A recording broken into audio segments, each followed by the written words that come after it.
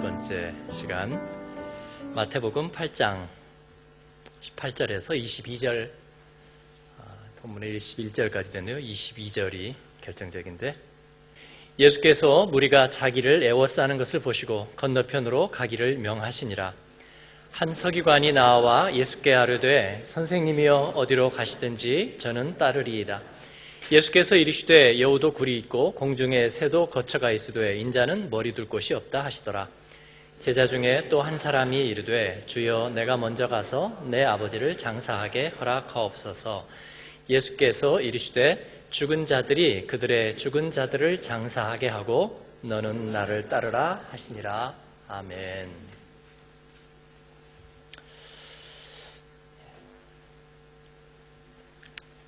우리 신학교 때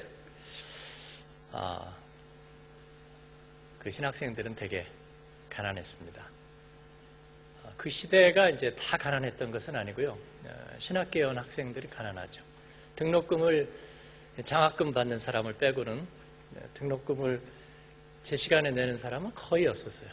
꼭 그 등록금 마감일이 지나고 그 다음에 후기 등록일이 있는데 그때 대개들 허둥지둥 이렇게 하면서 교회에서 장학금을 당시에는 뭐 일부 신학생들에게 일부 지원하는 교회들이 있고 그러면 그거 나오는 거 기다려가지고 또 이렇게 저렇게 모아서 내고 그랬습니다.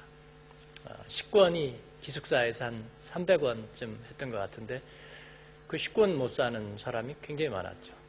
그래서 그런 사람들은 이제 식당 근처에서 이렇게 얼쩡거리고 있다가 식권을 살 수 있는 학생들이 꼭 가서 기숙사 식당에서 그 밥을 배식하는 권사님들이거든요. 항상 하는 말이 뭐겠어요? 권사님?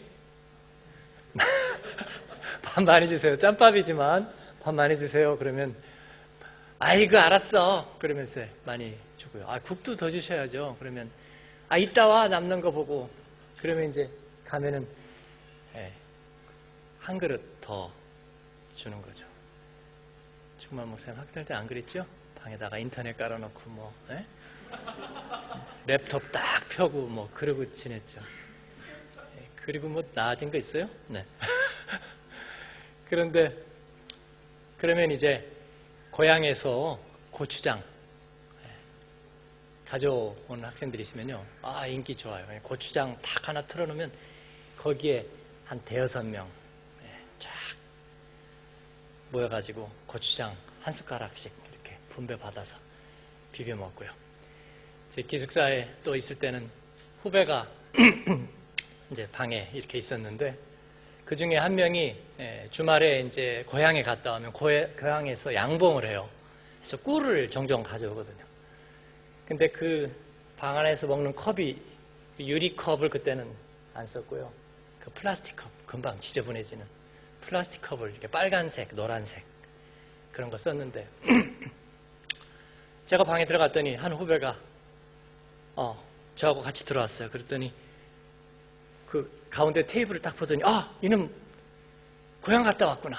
그래서 왜? 그랬더니 우리 방에 있는 애 가서 또 꿀 가져왔나 봐요. 보니까 빨간 컵에 이렇게 좀 끈끈한 액체가 있어요. 그래서 이거 꿀이야 그랬더니 잤더니 그냥 콱 마시는 거예요. 그래서 알고나 먹지. 그러니 탁 먹고 보더니 그들이 막 뛰어가요. 보니까 그 뭐죠? 퐁퐁.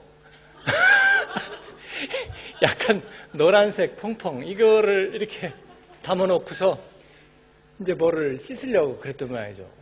그걸 왜 컵에다 담았는지 모르겠는데 식탁 한가운데다가 빨간 컵에다가 딱 들어가 있으니까 끈끈하니 꿀 같아요. 그러니까 그걸 그냥 한 방에 넣고 그래서 내가 어떻게든 나오고 이제 세면장을 막 따라갔더니 양치질하는데 거품이 막 형 이거 안 지워져요. 그러니까 막 욕심이 장성한 듯 거품을 낳고 그렇죠. 끈끈하다고 다 꿀은 아닙니다, 여러분. 제가 무슨 얘기를 하려다 그랬죠? 네. 그러다가 이제 누가 좀 전자시계나 그때 유행하는 시계를 누가 하나 차고 있으면은 그때 지금 광림교회 김정성 목사님이라고 압구정동에, 그분이 저희 동기였어요. 우리 신학생들 중에서는 유일한 소위 목사님 아들이긴 하지만 거의 준재벌 2세 같은, 신학교에 그 마크 5를 타고 왔어요. 마크 5. 그때 아주 가장 최신형, 가장 최신형. 마크 4에서 그다음 마크 5가 나왔는데 그를 신학생이 2학년 때인가 딱 타고 왔어요. 그날 그 차는 완전히 거덜이 났습니다. 신학생들이 와서 다 발로 한 번씩 찼어요. 오, 차 좋다. 찌그러지지도 않나 한번 보자. 예. 그래도 지금은 먹기 잘한다는 얘기 들었고요. 네, 이번 여름에 가면 한번 만날 겁니다. 그런데 시계만 좀 좋은 걸 차고 있어도 그런 이제 조크를 했어요. 누가 그걸 보면 시계 새로 샀냐고. 이거 선물 받은 건데. 그러면 그걸 팔아서 가난한 자를 주고 나를 따라. 그러면 울상을 짓고 이렇게 시계 감추고. 우리 오충룡 목사님하고 아주 딱 제록스를 뜬 누구죠? 선우. 선우를 어제 문 앞에서 만났어요. 그랬더니 선우가 갑자기 여기를 이렇게 하더니 시계를 아직도 2시 2분밖에 안 됐네. 시계를 이렇게 보이면서 시계를 하나 사줬대요. 그랬더니 우리한테 2시 2분밖에 안 됐어요. 제가 그 생각이 났어요. 그걸 팔아서 가난한 자를 주고 나를 따라. 예수님의 토크입니다. 이상한 예수님. 오늘 예수님은 바로 그 병자를 고치고 또 많은 사람에게 천국 복음을 전하고 하나님의 놀라운 권세들을 나타내셨던 그 예수님이 티피컬한 복음서의 모습이죠. 전혀 정반대의 모습으로, 정반대의 자화상으로 우리에게 나타납니다. 그를 따르려는, 아주 그에게 베가이스터트된, 그에게 아주 굉장히 이제 마음을 빼앗긴 한 열렬 제자, 그것도 전직 율법학자 서기관, 그 뜨거워진 마음 앞에 예수님은 자신을 전혀 다른 모습으로 소개하고 있어요. 아무것도 가진 것 없고 아무것도 얻지 못하는 것. 예수님에 대해서 그들은 모든 놀라운 어떤 깜짝 쇼에 대한 기대감, 그리고 예수님을 가까이 함으로 인해서 영적으로 뿐만 아니라 삶 속에서 누릴 수 있는 어떤 대박에 대한 환상. 건강과 부요함이라는 것은 오병이어에서 보듯이, 예수님이 손으로 병을 고치시는 것에 보듯이 상당히 쉽게 우리가 얻을 수도 있는 것이겠구나. 신유 집회 갈 때마다 저 자신도 늘 헷갈리는 게 그거예요. 아니, 감기도 좀 이기고 몸에 고지혈이나 이런 거 좀 하나 이기려도 막 등산을 가고 엄청 안 먹고 애를 쓰고 그래야 되는데 진짜 신유 집회 같은 데서는 그냥 한방 안수에 떨어지잖아요. 그때마다 헷갈려요. 우리가 하나님의 권세를 안 믿는 게 아니잖아요. 제가 독일 오기 전에 그 공덕동에 있는 신덕교회라는 곳에서 교육 목사로 있었는데, 이진구 장로님이랑 그때 집사님이었죠. 그때 노래 중에 정신 차려 이 친구야, 그게 유행이었어요. 그래서 우리가 늘 정신 차려 이진구야. 그분이 동아제약 전무로 계셨어요. 근데 그 부인이 정현호 권사님인데 예수를 늦게 믿었습니다. 39살, 40살에 예수를 믿었어요. 근데 이분이 제약회사 다니면서 아주 꽁생원이에요. 범생이고 거짓하고 법대로만 살고, 그리고 그 외의 것은 믿지도 않고. 부인이 교회 다녔지만 자기는 안 다녔어요. 근데 이 정현호 권사님이 평신도 때죠. 편도선이 자주 오는 거예요. 편도선이 자주 와서 아주 살 수 없게. 그런데 현신의 권사님이 집회를 했는데, 신의 집회를 가서 안수를 받았어요. 근데 그 이진구 장로님이 그래요. 자기는 다른 거 성경 본 것도 아닌 거야. 그냥 그 집회 갔다 왔는데 그 다음날 보니까 편두순이 이렇게 확 패였대. 확 패였어. 확 패여버려. 확 사라져버렸어요. 그래서 그분이 얘기한 말을 제가 지금도 잊어버리질 않아요. 그건 뭐 안 믿을 수가 없더구만요. 그리고 그 다음날부터 교회 다닌 거예요. 그리고 자기가 베델 성경 공부반에 들어가서 자기는 머리 털라고 난생 처음으로 그렇게 열심히 공부해 본 적이 없다고. 아침에 남들보다 2시간 일찍 출근해서 묵상하고 큐티하고 숙제하고 베델 성경 공부반을 그렇게 하면서 창세기 50장을 컨사이스처럼 한 장씩 찢어가지고 외우면서 먹었어요. 이분이. 여러분, 이 기적과 표적이라는 건 그런 힘이 있어요. 예수님은 분명히 그런 하나님 나라의 권세를 보여주셨어요. 그게 가끔 우리를 헷갈리게 하지만 말이에요. 어려운 일 있고 아플 때 이거 어디서 쌩 기도를 받아야 되나? 아니면 믿습니다 하고 열심히 노력하면 헤쳐나가야 되나? 우리는 늘 그 두 가지 사이에 있어요. 이제 오늘 말씀에서도 결론으로 가겠지만 우리는 그 두 가지를 다 버리면 안 돼요. 그렇죠? 왜냐하면 이 세상은 이 세상의 법칙만으로만 끝나는 것이 아니니까. 우리는 이 세상의 관문을 지나서 그곳에서는 어딘가에서는 바로 이 주님이 보여주신 권세와 그런 능력들이 상식이 되고 그 다음에 일상화되어 있는 우리는 그것으로 편입되어야 하기 때문에 우리는 이 두 세상의 원리들을 다 가까이 하고 있어야 된다. 그런 말입니다. 예수님은 이 두 가지를 다 자기 안에 담으셨어요. 이 두 가지를 다 자기 안에 담으셨어요. 그리고 이 두 가지는 분명히 관계가 있다는 겁니다. 저는 온전히 다 체득하지 못했지만 그러나 이 문제는 언제나 저에게 멍해와 같은 수수께끼예요. 어디까지 내가 햄버거를 얼마나 꽉 쥐고 있어야 내 손 힘이 약한 것 때문에 햄버거가 땅에 떨어져서 햄버거가 흙에 묻고 못 먹게 되지 않느냐 하는 것과 그럼에도 불구하고 내가 하나님께 이 순간에 무엇을 하나님의 권능을 간구해야 되느냐 그 두 사이에서 말이죠. 그렇죠? 내가 열심히 노력하고 땀의 대가를 통해서 내가 먹고 우리 가족을 먹이고 그리고 이 세상 속에서 현실인으로 살아가면서 동시에 하나님의 영광과 그리고 주님의 십자가를 지고 이 땅을 넘어서는 주님 나라를 위해서 내가 주께 간구하며 주님의 기적과 권능을 바라보고 새하늘과 새 땅을 구하며 사는 그 두 사이의 관계에서 말이죠. 이 두 개의 시민권 사이에서 우리는 어떤 모습을 가져야 되느냐. 적어도 분명한 것은 그것이죠. 이 세상에서 어려운 일에 대하여 내가 이 세상에서 주님이 내게 맡겨주신 책무에 대해서 하나님 나라로 도피하고 여기가 좋사오니 그건 아니죠. 그리고 주님의 권세와 그리고 기도의 능력에 대해서 주님께서 우리에게 명령하신 바에 대해서 세상에 할 일이 많아서요. 제가 세상 일도 제대로 못하면서 그렇게 변명해서는 안 된다는 것이죠. 자, 오늘은 예수님께서는 구원의 은혜가 베푸시는 그 모든 부요함을 가지신 분께서 그러나 동시에 자신은 모든 것을 포기하는 가난도 갖고 계시다고 우리에게 말하고 있습니다. 그 두 가지가 주님에게는 원래부터 같이 속해 있다는 거예요.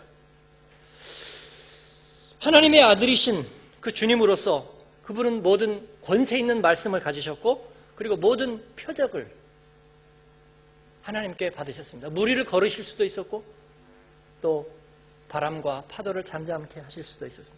광야에서 5,000명에게 식탁을 베푸시고 혈중 앓던 여인을 고치시고 그리고 죽은 나사로를 손잡아 일으키시는 풀어놓아 다니게 하라. 그런데 그와 동시에 그분은 종이요. 그리고 자기 자신에게는 아무것도 요구하지 않을 뿐 아니라 그 자신은 노숙자요, 실향민이요, 멸시받는 자로 온 나라 시골을 떠도는 나그네였습니다.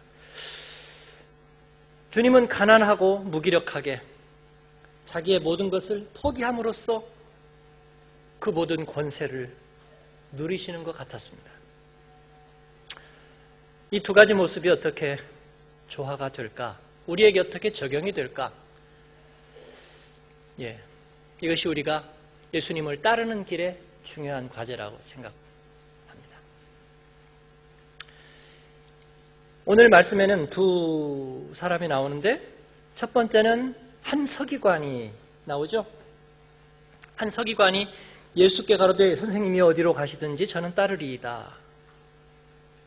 그랬더니 예수님이 이르시되 여우도 굴이 있고 공중에 새도 거쳐가 있을 때 인자는 머리 둘 곳이 없다. 그렇게 대답하셨죠. 그랬더니 제자 중에 또 한 사람이 이르되 이 사람이 누구일까요? 아마도 그 앞에 서기관과 같은 사람이라고 생각됩니다. 왜냐하면 그 서기관은 그냥 서기관이 아니고요. 예수님이여 선생님이 어디로 가시든지 저는 따르리다. 그렇게 말한 서기관은 아무도 없었어요. 그는 이미 예수님의 말씀을 오랫동안 듣고 늘 곁에 가까이 있었던, 그래서 제자 중에 또 한 사람이라고 우리가 그렇게 생각할 수 있겠습니다. 자, 이 사람은 서기관이지만 예수님의 청중이요, 그리고 예수님과 오래 함께 온 사람입니다. 예수님의 말씀과 그 기적의 나타남의 권세를 보면서 그는 굉장히 깊은 이미 변화를 체험한 사람이에요. 그래서 이제 영원히 지금부터 퓨어임머 주님의 곁에 있겠다고 합니다. 이건 굉장한 대단한 고백이에요, 여러분. 우리가 서기관 율법학자 어찌하면 영생을 얻으리까 예수님께 가까이 가서 그게 얼마나 큰 용기를 가지고 있는지 모릅니다. 저는 그들을 과소평가하지 않아요. 왜냐하면 저도 그들 중에 한 사람이기 때문입니다. 저도 이 낮의 신앙, 이 놀라움, 경탄, 두렵고도 떨리는 매혹적인 놀라운 신비, 그것 때문에 주님을 따르고 선교사가 되고 목회자가 되겠다고 결심한 사람 중에 하나이기 때문입니다. 이 사람은 특히 용감해요. 니고데모는 밤에 살짝 와가지고 선하신 선생님이여 하고 단둘이서 고백했지만 이 사람은 낮에 아주 스폰탄하게 전적인 자유를 가지고 예수님께 고백을 하고 있어요. 단지 이 사람은 예수님의 말씀에서 자기가 추구하는 신학의 면류관을 보았습니다. 하나님의 말씀의 권세와 동시에 표적의 권세를 동시에 보는 거예요. 말로만이 아니라 행함으로 나타나는 하나님 나라의 권세를 보는 거예요. 이 세상과 이 세상 너머의 진정한 진리를 보는 거예요. 그래서 예수님을 따르겠다고 말해요. 매 순간마다 그분이 말씀하시고 행하시는 것들을 같이 지켜보는 그 기쁨과 행복과 즐거움을 그는 누리겠다는 거예요. 그리고 그것으로 먹고 숨쉬고 자라가겠다는 거예요. 얼마나 행복해요, 여러분. 그렇죠? 말씀이 은혜를 받았을 때 여러분 기억하십니까? 처음 은혜를 받았을 때. 그리고 그 말씀이 얼마나 나를 생기가 돌게 하는지, 나를 얼마나 내 안에서 막 물이 흐르게 하는지 말이에요. 그런 용서, 그런 감격, 그런 기쁨, 그런 행복, 그런 평안 누린 적이 없잖아요. 막 찬양할 때 전율이 일고 뛰고 싶잖아요. 내가 무엇을 가지지 않았다, 없다, 부족하다, 그런 것이 아무런 문제가 되지 않잖아요. 그는 이 말씀과 행함의 권세를 일생 동안 누리고 싶다고 예수님께 고백하는 거예요. 그때 바로 그 순간, 바로 이 우호적인 예수님의 열렬팬의 이 안개봇에 대해서 어디든지 당신과 함께 가리이다. 그 말씀에 대해서 예수님은 찬물을 끼얹습니다. 티피시 예수님이죠. 여우도 굴이 있고 공중에 새도 거쳐가 있을 때 인자는 머리 들 곳이 없다 하시더라. 여러분에게 누군가가 당신이 어디로 가든지, 우리 순장님이 어디로 가든지 나는 영원히 같이 갈 겁니다. 그렇게 얘기하시면 여러분 어때요? 좋죠. 제가 이번에 파리에 CBMC 대회 갔잖아요. 갔는데 거기에 이제 파리의 목사님들이 오셨어요. 근데 그 중에 장로님 중에 선석 장로라고 조각가. 근데 하여튼 그 조각이 아니라 뭐라고 하죠? 구성, 하여튼 무식한 걸 용서해 주십시오. 뭐라고 부른 말이 있을 텐데 입체적인 거예요. 입체적인 그 작품을 하는데 정말 멋있어요. 보통 이렇게 조각이나 뭐 비구상 이런 거 보면 어렵잖아요. 뭐 이렇게 봐야 될지 이렇게 봐야 될지 그냥 무조건 고개를 끄덕거리고 있어야 되는데 그거는 봐도 멋있어요. 공을 엄청 들였다는 것을 알면서도 멋있어요. 그냥 판매가 얼마인데 21,000유로. 근데 그게 그렇게 비싼 것 같죠 보이잖아요. 우리가 성전을 지으면 로비에다 그거 하나 다 걸어놓으면 그 주제는 기다림이에요. 그의 모든 작품은 기다림입니다. 신랑 예수를 기다리는 신부의 기다림. 작품 하나 하는데 보통 한 3개월, 4개월 걸린다고 그래요. 그 막 갈고, 제가 한번 보여드려야 되는데 정말 멋있어요. 근데 그분이, 그 장로님이 자기 교회 목사님을 두고 그렇게 말하는 거예요. 그분 표정이 얼마나 순수하고 진실해 보이는지 저보고 그런 거예요. 저는 우리 목사님이 만나서 제가 정말 주님 사랑하고 따르게 되고 그러면서 우리 목사님이 지옥에만 가자고 하면 어디든지 같이 갈 겁니다. 그래요. 굉장한 얘기 하네요. 뭐 지옥에 가자고 할 일이 있어요. 지도 가기 싫을 텐데. 어쨌든 그 표정과 어투가 너무 진지하고 겸손해서 아주 섬찟한 감동을 받았어요. 제가 그 얘기를 들으면서 무슨 생각을 했을까요? 근데 저는 그렇게 부럽지 않았어요. 우리 교회에서는 물론 아직 저에게 그렇게 말씀하시는 분은 없었습니다. 오히려 아직도 제가 제대로 사심 없이 정직하게 끝까지 잘 갈까 우려하는 분들은 적지 않게 계신 것 같습니다. 그래서 자꾸 저보고 처음 그 모습 그대로 계세요. 그 모습 그대로 계세요. 그럽니다. 언제까지 그 모습으로 있어주세요. 참, 좀 섭섭하죠. 10몇 년간 봤으면 그 정도는 되려니 생각했으면 하지만 그래도 좀 걱정이 되시는 분들이 많이 있는 것 같아요. 그때마다 좀 섭섭하긴 하지만 그렇다고 그 파리의 장로님이 부럽지는 않습니다. 그런 조력자가 저에게 필요 없다는 뜻도 아니고 제가 까칠해서 진짜 그렇게 말하는 걸 싫어하는 척한다는 뜻도 아닙니다. 인정에 저도 자주 목마르고 또 조력자도 필요하고 섭섭함도 잘 삽니다. 제 이름이 이서훈이라고 그랬잖아요. 그죠? 한국 방문하면은 한국에 이제 돌아가신 성도들이 한 번씩 만나잖아요. 초기에는 몇 년 만에 이렇게 갔죠. 요즘은 저희가 이제 아마 안식년 대신으로 쪼개서 한 3, 4주씩 여름에 한국을 방문하지만 부모님도 뵙고 또 충전도 하고 성도들도 만나고 그게 이제 저의 또 한국 방문의 목적이기도 하고 처음에 몇 년 만에 가면서는 굉장히 두려웠어요. 여기 있다가 정말 신앙생활하고 특히 새벽기도 눈물로 같이 기도하고 서로 개인적으로 저는 가깝게 지내는 일은 없어요. 개인적으로 전화드리는 일도 없고 그냥 괜히 개인적으로 만나자 하는 적도 없습니다. 성도를 무서워하는데 그럼에도 정이 많이 있어서 굉장히 마음으로는 그리워하고 한국에 몇 년 만에 가서 제가 두려운 게 뭐냐면 만나자고 잘 못하겠어요. 그런데 낯선 표정 대면대면하게 그렇게 대하면 어떨까 하는 것 때문에 제가 잘 못 그랬습니다. 실제로 그 언젠가는 한번 가서 만났는데 별 얘기 없이 그냥 잠깐 얘기하고 잠깐 예배드리고 그 밑에서 돼지갈비인가 이렇게 여럿이 섞여서 먹고 그냥 쑥 다 헤어졌어요. 제가 얼마나 섭섭했던지 몰라요. 누가 저에게 뭐 선물을 주기를 기대했던 것도 아니고 뭐 그런 거 아무것도 없는데 제가 다른 데 지방에 어디 갔다가 김포공항으로 비행기를 타고 왔어요. 그 모임에 가려고. 그리고 나서 택시를 탔는데 택시가 5만 얼마가 나온 거예요.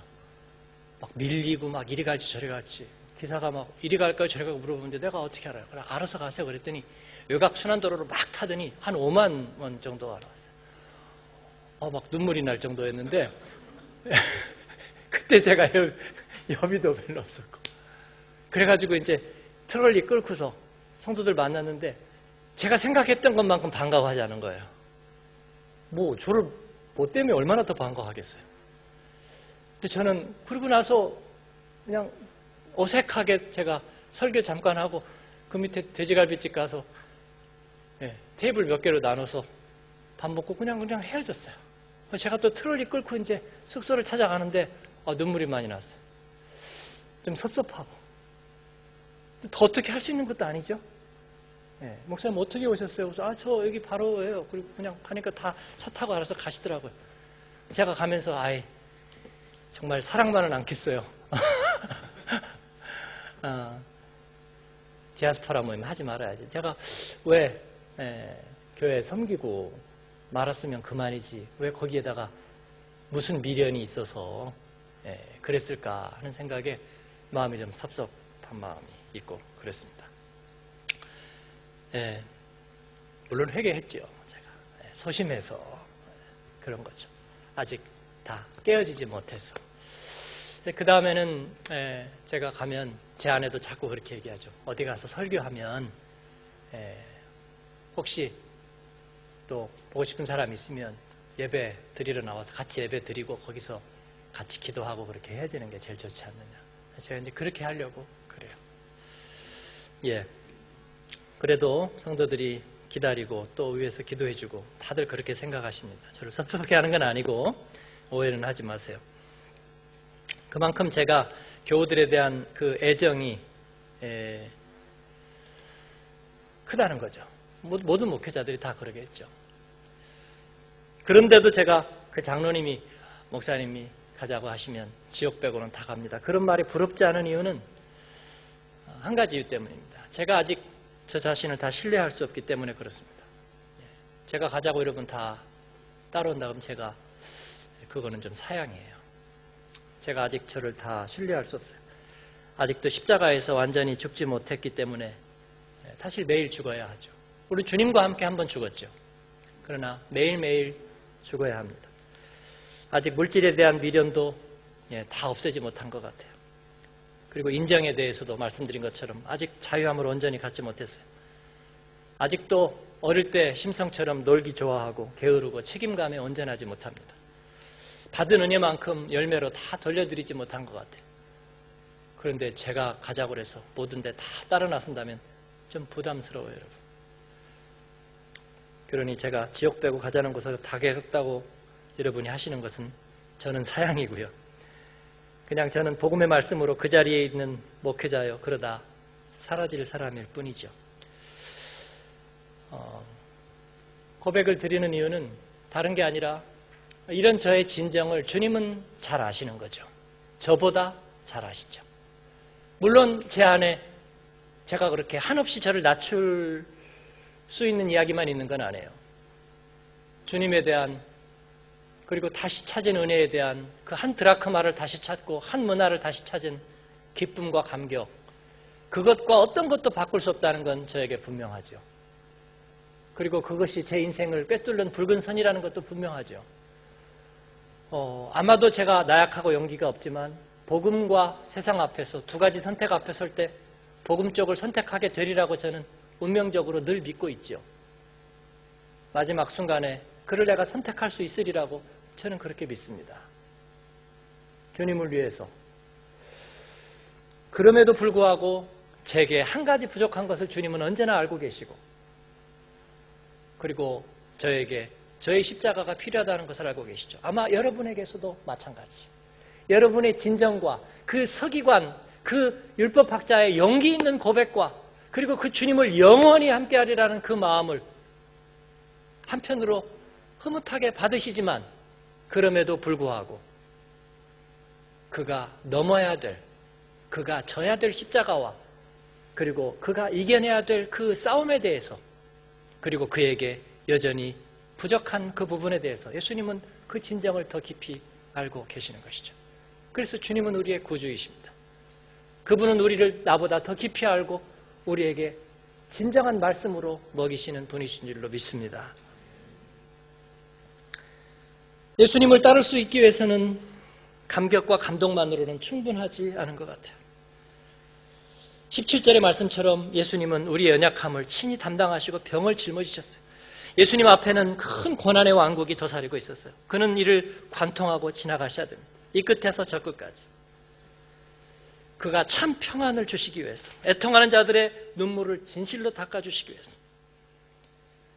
그러기 위해서 그분은 고향을 등지고 계속해서 길을 가야만 하셨습니다. 이 서기관은 이 길에 대해서는 아직 잘 몰라요. 그 십자가를 통해서 이르는 진정한 영원한 천국의 문, 진리의 길에 대해서는 아직 잘 모릅니다. 그가 생각하는 그 영광의 신학에 대해서 예수님의 신학은 한 영혼을 구하기 위해 심히 수고하며 자기의 모든 것을 내어주며 인정과 안정을 포기하는 신학이었습니다. 서기관의 신학은 긍정의 신학이요, 십자가 없는 해피엔딩이었다면 예수님의 신학은 죽기까지 자신을 내어주는 자의 신학이요, 영적인 풍성함만이 아니라 그 풍성함을 위해서 미랄이 되는 천국 비밀의 신학이었어요. 이 제자가 예수님에게 그 말을 들으며 생각난 듯이 한마디 합니다. 내 부친을 장사 지내고 주님을 따르게 하소서. 예수님은 그에게 뭐라고 하죠? 사계명을 범하라고 합니까? 네 부모를 공경하라는 말을 범하라 합니까? 죽은 자는 죽은 자로 장사 지내게 하고 너는 나를 따르라. 이 수수께끼 같은 말씀은 무슨 뜻입니까? 레위기 21장 11절에 보면 대제사장에 대한 규례가 나옵니다. 대제사장은 아론의 후예이고 하나님을 가장 지근거리에서 섬기는, 하나님의 살아계심을 섬기는 사람입니다. 그는 죽음을 가까이 하지 못하도록 금지명령을 내렸어요. 심지어 그의 부모라고 할지라도 말이죠.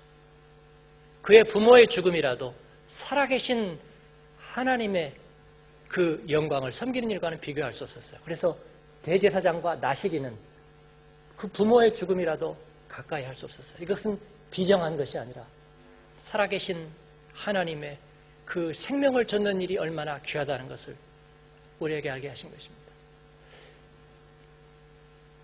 단원고 학생들이 200여 명 이상이 세월호에서 목숨을 잃었습니다. 매일매일 대하는 그런 죽음 속에서 우리가 깨달은 건 뭐예요? 죽음의 비통함과 아쉬움이 아니라 한 생명이 살고 살아나는 것이 얼마나 소중한지에 대한 깨달음입니다. 그러기 위해서 생명의 근원이 있어야 되지 않겠습니까? 살아계신 하나님의 그 생명 되심이 우리에게 있지 않다면 그 많은 죽음에 대한 그 어떤 보상도 이유도 없는 것입니다. 우리 하나님은 산자의 하나님이고 살아계신 하나님입니다. 이를 위해서, 그 생명의 길에 이르기 위해서 이 세상에 속한 모든 소멸되어가고 죽어가는 모든 것들로부터 끊임없이 자기를 구별하고 그 모든 것들을 향하여 자기를 포기하고 던지지 않는다면, 고향을 등지고 역주행해가지 않는다면 우리는 그 생명의 근원에 도달할 수 없다는 이 역설적인 진리를 말씀하고 있는 것이에요. 나를 버리고 포기하고 고향을 등지고 실향민으로 가난하고 그런 것과 영광의 풍성함을 맛보고 누리고 주님의 영광에 이르는 것과 이 두 가지는 어떤 관계가 가지고 있을까? 주님의 기적의 말씀과 그 권세와 우리에게 단번에 이르게 하시는 하나님의 능력과, 그리고 그러면서도 끊임없이 내 자신을 포기하고 십자가에서 죽어야 되는 것의 관계는 어디 있을까? 그것은 무엇입니까? 두 가지는 깊은 연관을 가지고 있습니다. 진정으로 주기 위해서 그것은 내 것이 아니어야 합니다. 여러분, 내 것이란 뭔 줄 아세요? 줄 수 없는 것이 내 것입니다. 내 것은 줄 수가 없는 거예요. 내 것이 아닌 것만 우리가 줄 수 있습니다. 그런데 내가 줄 수 있는 것은요, 풍성케 하는 것입니다. 내가 줄 수 있다면 그것은 평안을 주는 것입니다. 내가 줄 수 있다면 그것은 거기에서 생명이 살아나는 거예요. 그렇죠? 예. 우리 수요찬양팀의 정혜진 집사가 제왕절개 했지만, 예, 예쁜 아이를 잘 낳았어요. 2.6kg. 예, 늘씬하게 키워야죠. 이름이 시원이. 예, 주님만 바라본다. 마지막 낳기 전에 설교에서 주님만 바라본다 그래서 주님을 바라보는, 또 우리말 문자 그대로 시원이. 원래 제가 지어주기로 했는데 너무 귀한 자식이라 너무 망설이다 보니까 얘가 먼저 낳았어요. 그랬더니 참다 못해 부모가 먼저 지었어요. 그래서 내가 오케이, 좋은 이름이라 인쳐드렸습니다. 그 대신에 영어 이름은 조이라고 해라 그랬어요. 조이. 예, 기쁨. 그랬더니 태명이 기쁨이었다고 그랬어요. 예. 그런데 그 아이를 낳고 모유를 이제 먹이기 위해서 첫날 저녁부터 내가 잠을 못 잤대. 수유를 하느라고. 그래서 아이고, 한참 먹일 건데 천천히 먹이지. 여러분 잠을 포기하고 그래서 아침 일찍 신방을 갔더니 박민수 집사님 머리가 쑥대밭이에요. 무장공비 같아. 예, 그래도 기다리던 아이를 얻은 엄마 아빠는 얼마나 예뻐요. 그리고 애기도 예쁘고요. 그리고 그 아이에게 젖을 주기 위해서 했습니다. 예, 그것은 자기 게 아니에요. 아이의 것이죠. 주기 위한 것이죠. 자기의 것을 버림으로 그 한 생명이 생명을 얻는 것이죠. 예. 내가 내 자신을 버리는 거, 포기하는 거, 즉 내가 죽는 거, 그것은 돌보지 않는 거예요. 그럴 때만 생명을 살리는 것을 위해서 내가 쓰임받고 헌신할 수 있는 거예요. 그래서 꼭 거기서 풍성해지는 거예요. 산자와 죽은 자가 같이 부자가 될 수는 없어요, 여러분. 죽은 자는 가난해지는 거고요. 산자만이 풍성해지는 것입니다. 그러나 그러면서 우리도 산자가 되는 거예요. 제가 이번에 파리에 가서 만난 분이 임정규 장로님, 우리 교회도 오래전에 오셨어요. 그분이 캐나다 밴쿠버에 사시는데 기독 실업이네. 그게 뭐라고? 그분은 그걸로 위해서 헌신하는 사람이에요. 지금이 70세가 좀 넘으셨으면 75세 가까이 되셨나 그럴 거예요. 근데 그분은 지금도 뭐 이렇게 저렇게 조금 무역업 조금 하시는 것 같은데 여러분 장로님 그렇죠? 70대 무역업 해서 큰 돈 오나요? 행색을 봐도 그렇게 막 카드 팍팍 갖고 다니는 그런 분 아니에요. 그런데 이분이 GBMC 기독 실업인회가 있는 모든 나라들을 다 다니면서 그렇게 가서 자기 비행기 값 들여서 밴쿠버에서 여기까지 뭐 10시간 넘게 한 번에 오는 것은 있대요. 근데 비싸니까 댈러스 들렸다가 뭐 이렇게 오니까 싼 비행기로 오니까 10몇 시간 걸려서 이렇게 오는데 그 딱 대회 참석하고 가시는 계속 그런 데를 다니셔요. 제가 아주 런던에 그때 2007년인가 그때 뵙고서 지금 정말 오랜만에 뵙는데 처음에 딱 뵀더니 저는 반가워서 임 장로님 그랬더니 저를 보고 기억을 못 하신 것 같아요. 처음에. 저 명함 장 어디 계세요? 그래서 저 프랑크푸르트 한마음교회. 그래요? 명함을 주고 봤더니 가만히 또 계세요. 제가 철렁했어요. 연세가 드셔가지고 이분이 기억력이 이제 사라졌구나. 근데 조금 있다가 오셨어요. 처음에 약간 잊어버린 건 사실인 것 같아요. 그러더니 오더니 우리 교회 와서 예배 드렸던 것부터 시작해가지고 하나하나 다 얘기하는데 기억력이 너무 좋아요. 근데 70대 노인이 있으면 말도 많고 일반적으로 우리 선입견이 그죠? 조금 깊이 대상이 되거나 그러고 우리가 염려하잖아요.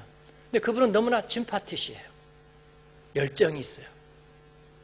그리고 말씀도 간결하고 얘기하는 거 보니까 기억력이 다 또렷하고 표정도 너무나 곱고 예뻐 보여요. 근데 그분이 자기 돈을 그렇게 들여가지고 다 다니는 거예요. 아마도 조금 벌고 했던 걸 가지고 거기에 전략해서 비행기 다니면서 그런 일들을 하고 비전을 심고 이번에도 갔다 와서 저에게 말씀 요약해서 딱 보냈어요. 목사님 대속의 기업 그 말씀이 저에게 은혜가 되었고 그 다음에 주님이 우리의 초기값을 바꾸셨습니다. 제가 해피엔딩 설교했거든요. 그거 아주 깊은 마음에 감동이 되었습니다. 그러더니 프랑크푸르트에 비전 CBMC 꼭 세워주세요. 제가 찾아가서 목사님 격려할 겁니다. 그 마음이 얼마나 제가 따뜻하고 그러니까 늙지도 않고요. 기억력도 또렷하고 정말 예쁜 장로님. 그렇군요. 두 가지를 다 소유할 수는 없는 거예요. 내가 세상에 대하여 죽었던 것에도 부여할 수는 없고요. 하나님의 살아계심에 대해서도 부여할 수는 없어요. 내가 내어줄 수 있는 것에도 부여할 수 있지만 내가 그것을 위해서 포기해야 되는 것에까지 내가 부여할 수는 없는 거예요. 죽은 자는 죽은 자로 장사 지내라. 네 아론의 후예들아. 너 레위의 사람들아. 그리고 너희는 나를 따르라. 나는 산자의 하나님. 나는 너의 구속자, 너의 그리스도. 사랑하는 여러분, 주님께서 우리에게 평안도 주시고 눈물도 닦아주시고 그리고 기도에 긴급한 화살의 응답도 주시고 그리고 물질이 부족할 때 주님께 구할 때 누군가의 헌신과 누군가의 대속과 누군가의 중보로 하나님께서 우리에게 몰아주시는 응답도 하실 것입니다. 그러나 그것이 우리가 모든 것을 다 가질 수 있다는 뜻은 아닙니다. 이것은 하나님이 우리에게 주시는 증거일 뿐이지 우리도 주님의 길을 그 모델을 따라가야 합니다. 그러나 우리에게 손해는 아니에요. 아이고 그러면 우리는 다 버리고 포기하고 아무것도 갖지 않고 그런 피해의식이 이 마태의 제자들에게도 있고 저에게도 자주 찾아오지만 주님은 분명히 얘기하십니다. 나는 산자의 하나님이라. 너는 나를 따르라. 죽은 자를 죽은 자로 장사지내라. 네가 정과 욕심을 십자가에 못 박았다고 말하는 것 아니냐. 그리고 주님을 위해서 산자를 위해서 살고 주기 위해서 산다고 하는 거 아니냐. 주려면 네가 갖지 못하지 않으면 어떻게 줄 수 있겠느냐. 네 것을 어떻게 줄 수 있겠느냐. 주님의 것을 주려 한다면 내가 너에게 채워주리라. 할렐루야. 이것이 우리 청지기의 신앙인 줄 믿습니다. 그 임장로님에게 비행기 값이 떨어지지 않는 것처럼 말이죠. 그리고 그냥 다시 돌아가는 거예요. 그분은 강사비를 받아요. 수고비를 받아요. 그러나 그분의 얼굴을 보고 얼마나 마음이 기쁘고 감사하고 저의 롤 모델을 보는 것 같습니다. 디아스포라 신학, 디아스포라의 리더로 복음 전하고 선교하면서 나보다 나의 진정을 더 아시는 주님께서 내가 여전히 끊임없이 십자가에서 죽고 그리고 내가 깨져들 것을 아시는 주님이지만 그러나 너는 나를 따르라. 내가 너에게 채워주리라. 네 것이 아닌 내 것으로 채워서 네가 나의 일을 하고 네가 영원히 나를 따를 수 있도록 내가 너를 도와주리라. 그러니 너는 나를 따르라. 그렇게 말씀하시는 거 아니겠습니까? 사랑하는 여러분, 이 조청 전도 축제를 앞두고 금식하고 사비를 털고 그것 때문에 관계가 멀어질 줄도 모르는 사람들에게 어렵게 다가가고 그리고 위에서 중보하고 기도하고 이 주는 모든 것들은 아마도 나의 인정과 나의 관계와 몇 가지를 포기하고 거기에 대해서 죽는 것이겠지만 우리가 두 가지를 다 소유할 수는 없는 것이니 그 살아계신 주님을 붙들 때에 우리는 헛된 것들을 포기하고 진정한 것들을 얻는 기쁨과 은혜와 영광이 있을 줄로 믿습니다. 주님을 향한 여러분의 애정과 감격을 저는 인정합니다. 그리고 이를 축복합니다. 그러나 여러분과 저를 우리보다 더 잘하시는 주님께서 네게 한 가지가 부족하구나. 네 안에 옛사람 죽은 모습,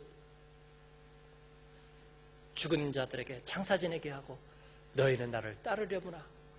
내가 두 버릇을 갖지 않고 은이나 금이나 전대에 넣지 않고 그리고 머리둘 곳이 없는 나그네요 실향민이요 멸시받는 자요 방랑자이지만 그렇기 때문에 나는 모든 것을 줄 수 있고 하나님은 그렇기 때문에 그러한 나에게 모든 것을 맡기고 주셔서 나로 하여금 생명을 얻고 양으로 풍성한 생명을 얻도록 할 수 있는 것이 아니냐. 나와 같은 삶을 살자. 그렇게 말씀하십니다.